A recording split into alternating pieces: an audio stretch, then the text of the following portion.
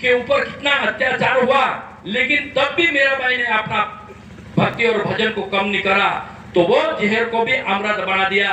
ऐसी ऐसी भक्ति में ताकत है, ऐसा ऐसा भक्तों में विचार है। इसलिए सत्संग की बात सुनो, सत्संग की बात मानो, ये ना भजन कीर्तन करो। और चाहे दर्जा महाराज भजन गाया कि देश में रहो कि परदेश में रहो, लेकिन गुरु का नाम रटते रहो, क्योंकि यही बहुत बढ़िया चीज है।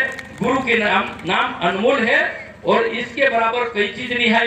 इसे ये महाराज ने बता के गया, गुरु ब्रह्मा गुरु विष्णु गुरुदेव महेश्वरा, गुरु साक्षात पर ब्रह्मा तस्मै श्री गुरुवे नमः।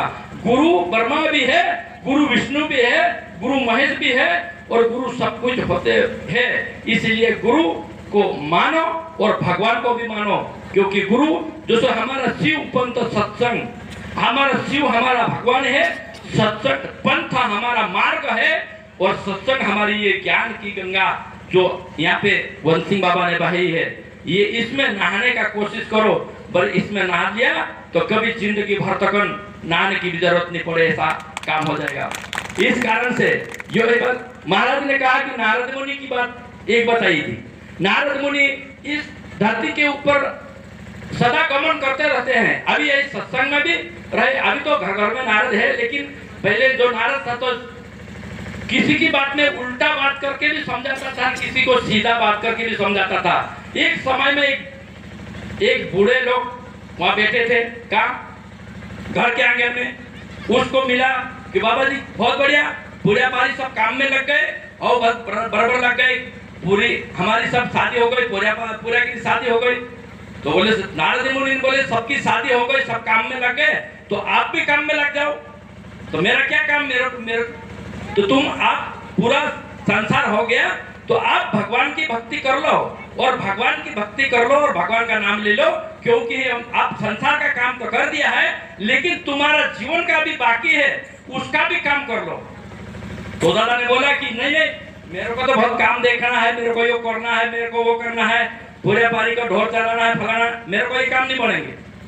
तो ऐसा करके निकल गया नारद मुनि। फिर आया एक दिन, 2 साल 3 साल 4 साल में आया। आने के बाद बुड्ढा तो खत्म हो गया था। फिर उसको पोरे के पूछा कि भाई बुड्ढा तुम्हारा कहाँ है यार? तो बोले बुड्ढा तो चले बसा, अगर चल गया है तो आज इस समय में कौन सी जगह पे बैठा है ये पता लगाया तुमने आज तक? तो बोले कि नहीं पता लगाया। तो आप भी पता लगा के बता दो। नारद ने पता लगाया कि ये बाहर बेल बांधा है, ये तुम्हारा बाप ही है। तो उन्होंने कहा कि ये मेरा बाप है, क्योंकि ये जीते जी कुछ सत्संग नहीं सुनी, जीते जी तो कुछ भगवान का नाम नहीं लिया, लेकिन काम काम काम काम ये इकट्ठा करना वो इकट्ठा करना इसमें लगा। इस कारण से इसने बेल बन गया। बोले इसको तो मैं बहुत मारा और बहुत कूटा यार, नहीं यही तेरा बाप है। फिर चले गया, तो उसने चले गया, चलने के बाद थोड़ा दिन में और वापस आया और पूरे बेल को कहा, वो बेल को, क्योंकि पशु से भी उस समय बात होती थी, बेल को कहा कि भाई बेल कम से कम उस समय बुड्ढे थे तब तक मैं सत्संग की बात तुमको सुनाई थी, लेकिन तेरी समझ में नहीं आई, लेकिन अभी मौका और है, तू समझ जा। तो बेल ने कहा कि मेरे को और बहुत काम करना है, खेत में नहीं भगवान सब करना है, मेरे को नहीं जमे। फिर चले गया नारद मुनि, दूसरी बार वो आया तो पूरे को पूछा कि भाई बेल तुम्हारा यहाँ बांधा हुआ वो कहाँ गया? वो बोले कि वो तो मर गया। तो मर गया तो कहाँ गया ये पता लगाया तुमने? नहीं। तो क्योंकि वो तो पूरा विश्व का मुनि था, वो तो सब चीज का जो जानता था, ज्ञान की बातें भी जानता था, सब वर्तमान की भी बात जानता था, भविष्य की भी जानता था, भूतकाल का भी जानता था, इसलिए उन्होंने और पूछा। तो बेल मर के कहाँ गया था पता चला? तो बोले नहीं पता चला। तो उन्होंने पता करा कि जो दरवाजे पे कुत्ता बैठा है वही तुम्हारा बाप है। तो उन्होंने कहा कि इसको भी तो मैं बहुत मारा कूटा। फिर उन्होंने कहा कि कुत्ते कैसे जाके पूछा, पहले तू बुड्ढे थे तब भी सत्संग की बात सुनाने में आया था, दूसरी बार तू बेल बना तब भी सत्संग की बात सुनाने आया था, अभी कुत्ता बना है तब भी सत्संग की बात सुनाने आ रहा हूँ, आज तू सुधर जा। तो कुत्ते ने कहा कि नहीं नहीं नहीं, मेरे को तो घर की देखभाल करना है, मेरा बहुत काम है, रात को भी मेरे को जागना पड़ता है, दिन को भी जागना पड़ता है, मेरे को नहीं जमे। फिर चले गया, फिर आया तो वो कुत्ता मरने के बाद भी अगर सांप बन के घर में रहा तो हमारा जो धन है, हमारा जो इकट्ठा करा हुआ है, वहाँ हमारा आशा वहीं पड़ी रहती है। तो हमारी आत्मा कहीं न कहीं बन के हमारा घर में जो बाकी काम करने आना पड़ता है। इसीलिए ये सब चीज छोड़ दो। संसार के ऊपर जो करना है, कर्म भूमि के ऊपर कर्म करना है, अच्छा तो इस कर्म का जो करो, लेकिन धर्म भी थोड़ा बहुत करो। क्योंकि एक अभी सत्संग की बात हो रही कि भाई जीवन के साथ कुछ नहीं जाता है, जीवन के साथ जो मरने के बाद अपने साथ कुछ नहीं जाता है, जाता भी है, कुछ नहीं जाता ऐसी बात नहीं है, अच्छी भी बात जाती है, बुरी भी बात जाती है, लेकिन हमारा कैसा जाता है? क्योंकि इस दुनिया में एक सेठ से भाई सत्संग में गया है, सत्संग में आखिर बात मालूम पड़ी नो कि भाई इतना धन यहाँ दुनिया में कमाया है, लेकिन हमारे साथ कहीं नहीं जाएंगे, तो कैसे जाएंगे यार? तो उन्होंने पता करा कि भाई मैं थोड़ा बहुत तो ले जाना चाहता हूँ, मेरे साथ जाए, ऐसी बात कंफर्म करो। तो उन्होंने कहा कि भाई मेरे साथ जाए, ऐसी बात क्या हो सकती है? लोगों ने आज तक देखा है, संतों ने कहा, गुरु वंश सिंह जैसा संत ने कहा जा सकता है और ले जा भी सकते हैं, लेकिन किस रूप में ले जा सकते हैं, अपन किस हिसाब से ले जाते हैं? क्यों इस हिसाब से ले जाते हैं कि आज इस भारत के पैसे अमेरिका में नहीं चलते हैं, लेकिन ये पैसे यहाँ जमा कर देंगे तो वहां जाके पैसे निकाल सकते हैं। ऐसा ये कार्य याबी का पैसा इस धर्म की जगह पे लगाओ तो आगे जाके निकालने का काम आ सकता है। इसलिए ये काम कर सकते हैं आप, इस हिसाब से पैसे ले जा सकते हैं, लेकिन धर्म के कार्य में कुछ नहीं लगाया, धर्म को कुछ कर नहीं, सहयोग नहीं करी, तो ये चीजें अपने साथ नहीं जा सकता है। ले जाना हो तो कुछ धर्मों को सहयोग करो और अच्छा काम में लगाओ और दान धर्म करो।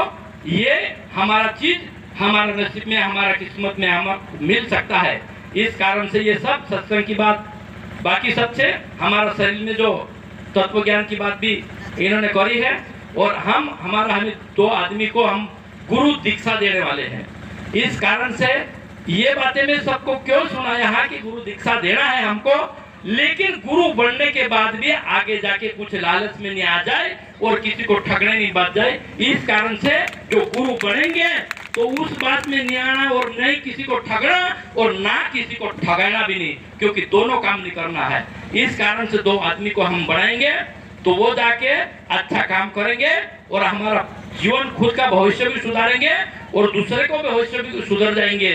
लेकिन हम खुद अगर लालच में आ गए तो दूसरे के तो ठीक है, लेकिन हम खुद भी नहीं बच सकते हैं। इस कारण से इसको बहुत सोच समझ कर चलना है। इस दुनिया में हम मानव अवतार है, हम भगवान के अवतार है, हम सब कुछ है, लेकिन सब चीज अपने होते हुए भी अपन सब कुछ है, लेकिन हम समझे नहीं पाए तो कुछ भी नहीं है। इस कारण से समझना जरूरी है। मैं इतना ज्यादा बड़ा गुरु नहीं हूँ, इतना बड़ा ज्ञानी नहीं हूँ, मैं एक आम आदमी हूँ, मैं कोई साधु और संत नहीं हूँ, मैं अभी इंसान बनने की कोशिश कर रहा हूँ। और जो गुरु वंश सिंह बाबा की बात थी, ये सबको सुनाने और बताने के लिए आया हूँ और सबको दर्शन करने आया है। ये मेरा भाग्य है कि आपका दर्शन मेरे को हुआ है।